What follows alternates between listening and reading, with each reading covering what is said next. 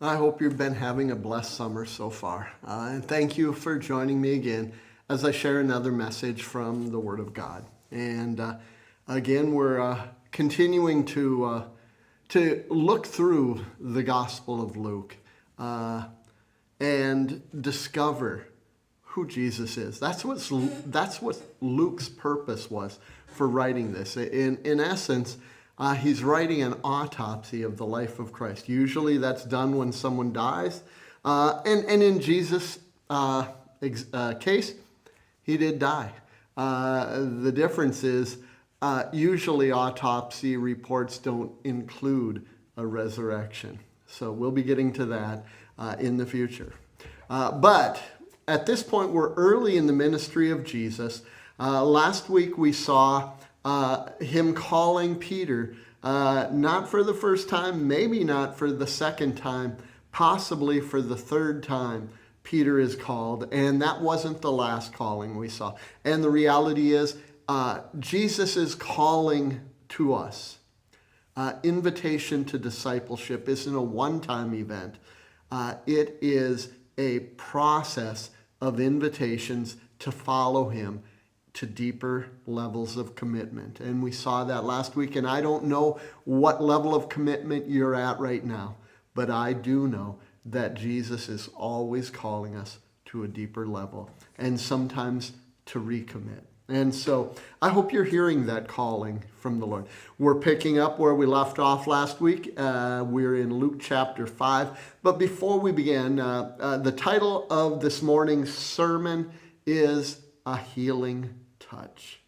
A healing touch. And I want to begin with this question. What do you need from Jesus? I want you to really think about that. What do you need from Jesus? Now, the obvious answer, forgiveness of sins. And I'm guessing many of us will have answered that. For some, it might be that you're struggling with something, maybe health issues. And so you're saying, I need help with these health issues, whether it's healing or the ability to deal with whatever it is, the strength to deal with this. Some are dealing with, loss of a loved one. Someone might be dealing with financial struggles or a challenge at work. And so each of us, we come to Jesus and we have these different needs. Some are very obvious and we recognize them. Sometimes we don't even recognize our own needs. So we're going to look at a story today about someone who had a need and came to Jesus. It's found in Luke chapter 5, verses 12 through 16. Luke 5, verses 12 through 16. It says, while Jesus was in one of the towns, again, as he's preaching throughout Galilee and into Judea, while Jesus was in one of the towns, a man came along who was covered with leprosy. When he saw Jesus, he fell with his face to the ground and begged him, Lord, if you are willing, you can make me clean. Jesus reached out his hand and touched the man. I am willing, he said, be clean. And immediately the leprosy left him. Then Jesus ordered him, don't tell anyone, but go show yourself to the priest and offer the sacrifices that Moses commanded for your cleansing as a testimony to them. Yet the news about him spread all the more, so that crowds of people came to hear him and be healed of their sicknesses. But Jesus often withdrew to lonely places and prayed. So that last verse we looked at 2 weeks ago with our lesson, Foundations of Ministry. And we saw that the foundations of Jesus' ministry are included in this passage again. Prayer, and it talks about here where he would often withdraw to be alone in a quiet place, a wilderness place, so he could pray, so he could spend time with his Heavenly Father. And I see this as a recharging. I see this as a need, just as much as we need sleep and we need food. and we need water. We need air, and we need prayer. I think that's what Jesus is showing us here, that this has got to be, if we're going to minister for him, if we're going to be his followers, disciples, we need this. So we're not going to spend any time on this verse, but I just wanted to bring that out, refer us back to what we learned a couple weeks ago. And so what I want you to do is to see the need of this man. What did the leper need? What did this leper need? Here he is. He's a man with leprosy. And in fact, I want us to remember that a few weeks ago, we saw Jesus in the home of Simon. He healed Simon's mother-in-law. And then that night, after the Sabbath was over, he spent the evening as people brought all the sick and the demon-possessed to him in Simon's home. And he spent the night healing them. And it says all kinds of diseases. He healed everyone. And so, again, I think that's significant. Dr. Luke here writing this, his background as a physician, he recognizes these things. Example, when he cast the demon out in the synagogue there in Nazareth, when the demon came out, or was that in Capernaum actually? And when the demon came out, no, it was in Nazareth. When the demon came out, it threw him to the ground, but Dr. Luke made sure we knew, without injuring the individual. And so here we have Luke focusing on this. And I don't know that, I think in my mind he has a reason for sharing this story about this man with leprosy. He's already dealt with every kind of disease, which would have probably included leprosy, but maybe not. And so let's look at this story. So we have this man who has a need. Let's dig in and see what his needs are. So look at verse 12 again. Starts with, one time Jesus was in a town where a very sick man lived. This man was covered with leprosy. When the man saw Jesus, he bowed before Jesus, and begged him, "Lord, you have the power to heal me if you want."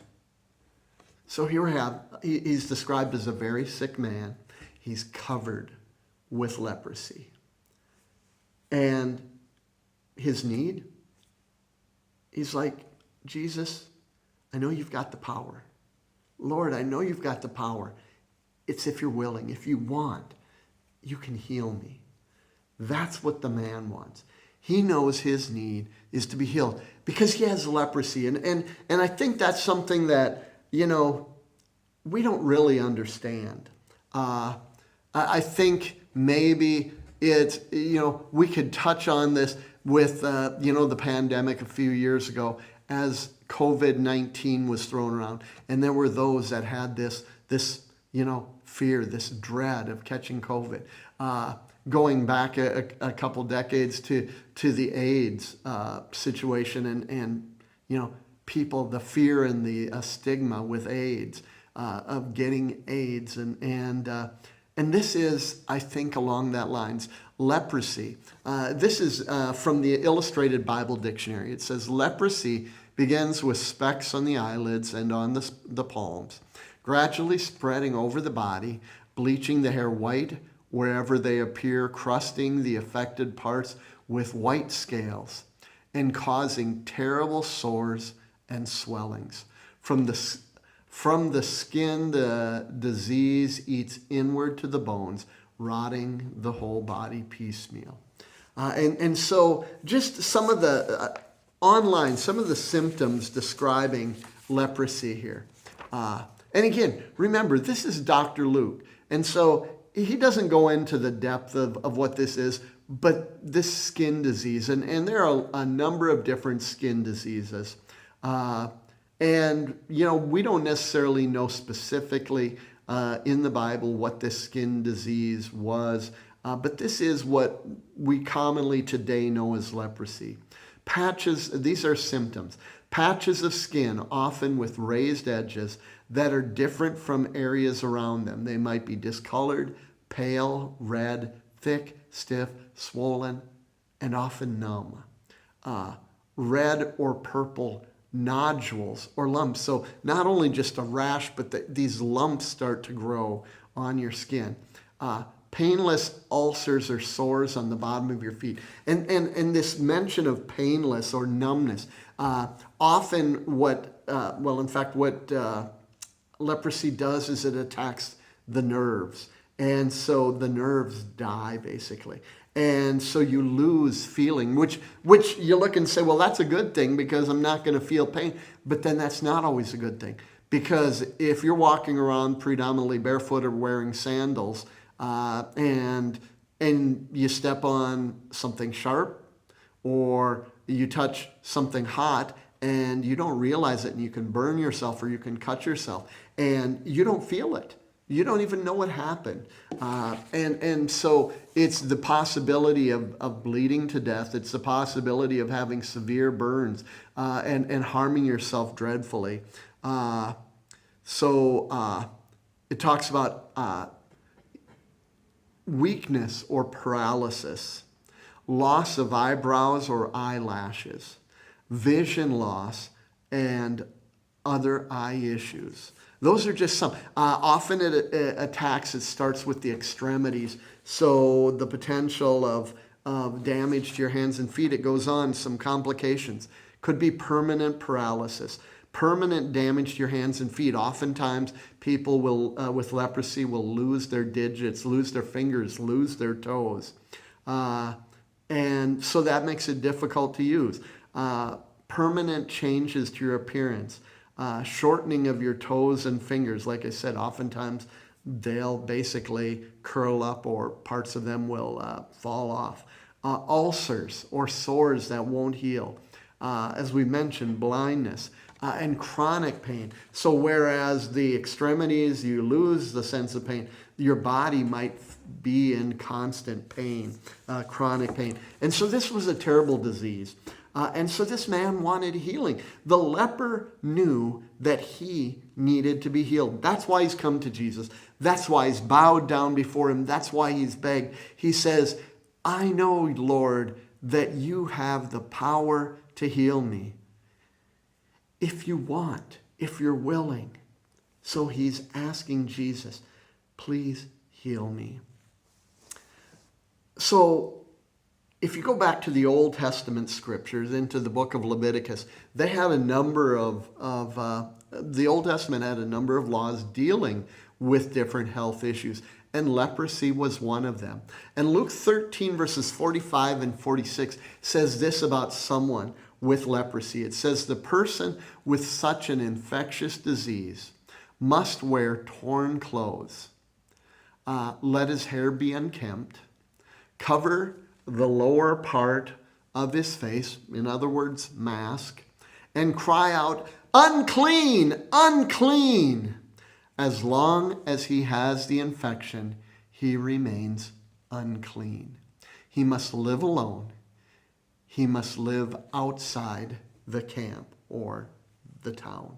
And so here we have the law saying, because this is a dangerous disease, because, as it says here, it's an infectious disease. It can be spread. It can be passed on.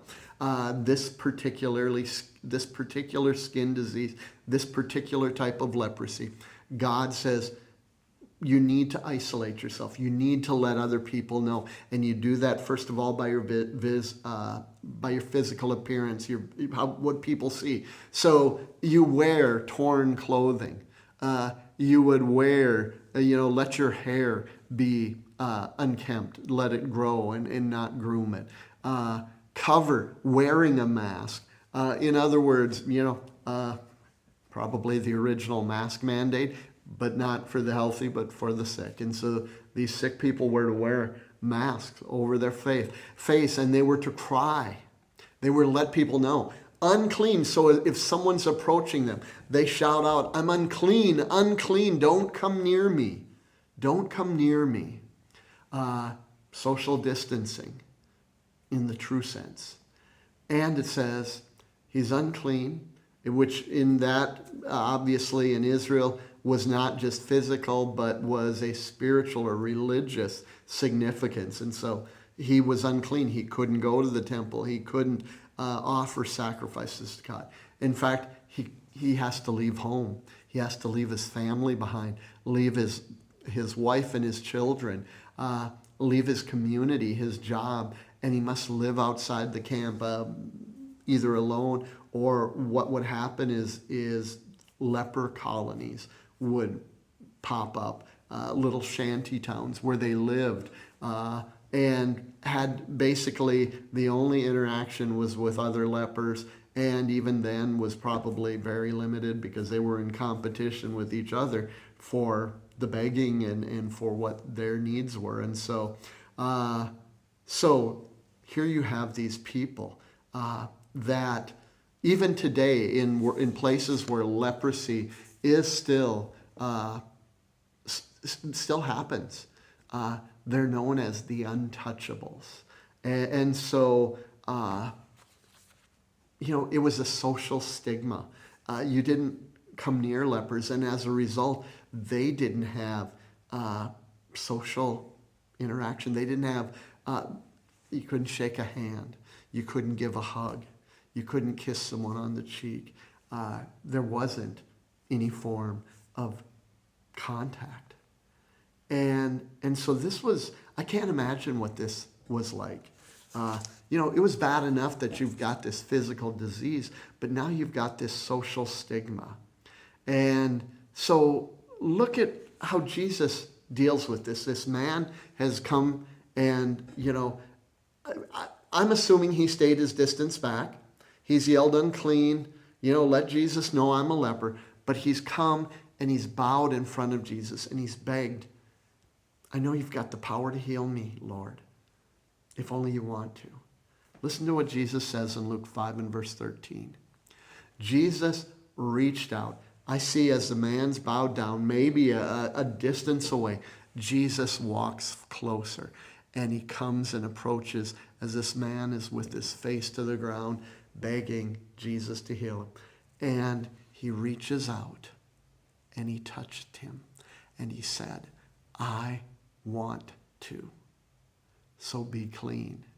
Immediately his skin disease went away. So Jesus did what the man asked. He healed him. But I want you to recognize, before he healed him, what did he do? Jesus reached out and he touched the untouchable. He touched the one that was unclean and says, you have to stay away because if you touch me, you become unclean. So stay away. I can't have any contact with you. And Jesus ignores that. And Jesus reaches out and he touches him. So why? Jesus made himself unclean so the man could experience the touch of another human, which he hasn't had for who knows how long. However long he has been suffering from this terrible disease, this skin disease that has made him unclean, for however long he has not had human contact. So Jesus touched the man before he healed him to say, I love you unconditionally, whatever your condition. That's what Jesus wants us to know. I love you unconditionally. It doesn't matter what uncleanness you have. It doesn't matter what sin is in your life. It doesn't matter how broken you are. I love you, and I'm here for what your need is. And this man needed, just as much as he needed healing, he needed to know that he was touchable, that he was human. And Jesus showed that to him by touching him. So the leper knew he needed to be healed. Jesus knew the man needed his touch. And so, as we wrap it up here, verses 14 through 15, says, Jesus instructed him not to tell anyone what had happened. He said, go to the priest and let him examine you. Take along the offering required in the law of Moses for those who have been healed of leprosy. This will be a public testimony that you have been cleansed. So Jesus says, don't go and tell anyone. In fact, he instructs him, it says. He says, go to the priest, do what you're supposed to do as required by the law when you've been cleansed. Prove the priest, he could look at himself and say, I'm free of leprosy, I'm healed. But that didn't mean anything until the priest looked at him and declared him cleansed. And then he had a sacrifice that he needed to offer. So Jesus said, take care of all of that. Don't go and tell anyone. Go and do that. And he says, that's going to be proof enough. The telling is in the truth. The telling is in the fact that you're confirmed by the priest to be free of leprosy, that you've offered your sacrifice for cleansing. And that's news enough. And so listen to what it goes on in verse 15. It says this, but despite Jesus' instructions, the report of his power spread even faster, and vast crowds came to hear him preach and to be healed of their diseases. Now, I don't know. Did this man go out and tell other people? I'm sure his family. It's hard to show up at home, then you haven't been home for maybe years, and say to your wife and to your children, hey, look at, I'm healed. And they're like, how did this happen? And to say, oh, I can't tell you. I'm sure he told people, because how can you not? But I know also that there's people who recognize him and say, that's the leper, and he's no longer a leper. And so they spread the news. They're like, Jesus did this. So the message spread, the good news of Jesus. Listen, no matter what happens, when Jesus is working in our lives and in people's lives and in the life of this church, the good news of Jesus will spread.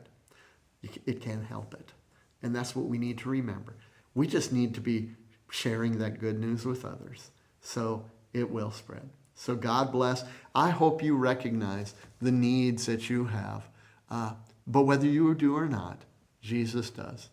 And he's going to take care of those needs because he loves you. He cares for you, just like he did for this man. And it changed his life forever. And I hope Jesus touches you where you need him most. God bless and have a wonderful week.